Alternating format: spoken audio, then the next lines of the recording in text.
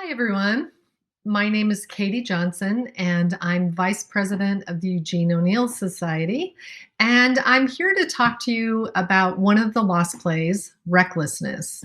Um, it has an amazing title and something that I think will really be of interest to all audiences. Now, this was a play, this was one of the earliest plays that O'Neill wrote in 1913. It was one of his shorter and younger works, a one act. And, even though it has some melodramatic elements to it, I think it really gets at some very important issues. So it is about, in some ways, I think we could say, crossing the class line with this affair that occurs between Mildred Baldwin and her chauffeur. So it sort of has tones of Downton Abbey to it, with this almost impossible love affair that occurs in this very wealthy family. But of course, because it's written by O'Neill, it's not going to have a happy ending.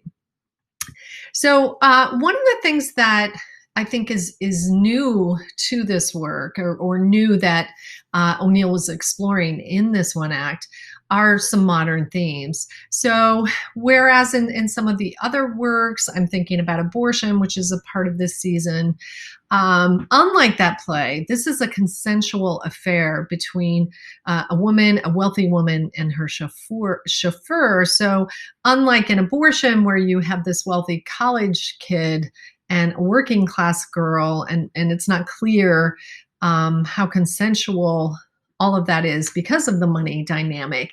Here, there at least appears to be true love. Now, this is a dangerous affair, and it's going to have fatal consequences. So without ruining the end of the play, as Eric has cautioned me, I will just suggest to you that, for O'Neill, I think he's highlighting not only did this occur, but it was, of course, taboo and was perceived to be dangerous by normative American culture. But of course, it did occur.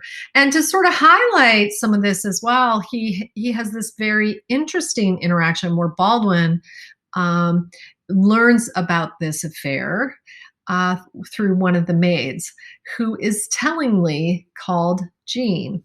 So she's sort of a truth teller, like Jean O'Neill.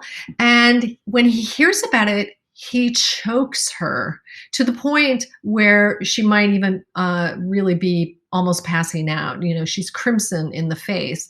Now, due to the COVID pandemic, the actors won't be able to show that. But I want you to think about what it would mean to portray that kind of violence on stage against the domestic help, and to really to highlight the terrible and oppressive nature of that gap between the classes. The other point I want to make here is, to my mind anyway, this play really builds on Ibsen. And I'm thinking specifically of two plays. First of all, A Doll's House, which Ibsen wrote in 1879, I think. And as we all know, in the theater world, when Nora leaves her unhappy marriage, she slams the door, and it was the door slam that could be heard throughout the world. And so too here, Mildred is thinking about shutting the door, but I can't reveal to you why that doesn't happen. But some of the language is picking up on A Doll's House, where Nora in A Doll's House is referred to a plaything or a bird or a little squirrel, my little chickadee, constantly being supposedly words of affection, which are quite demeaning. And in this play, Baldwin calls her also his plaything, but she takes him to task for it. And Mildred says, "I've always been a plaything to you." To which he responds, "I was only accepting the valuation your parents set upon you when they sold you."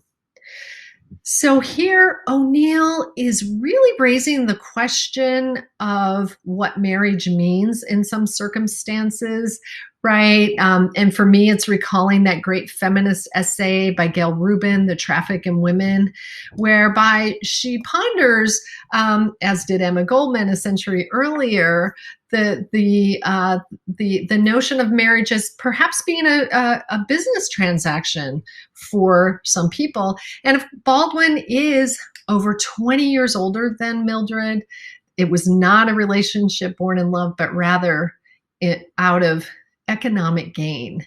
It's a business transaction.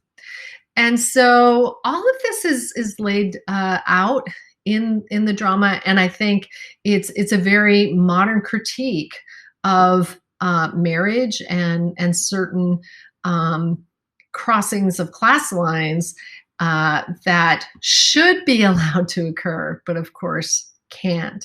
So anyway, I can't wait to see what the company does with this, and I know Eric will have an amazing vision of how to bring this to light, even during the pandemic.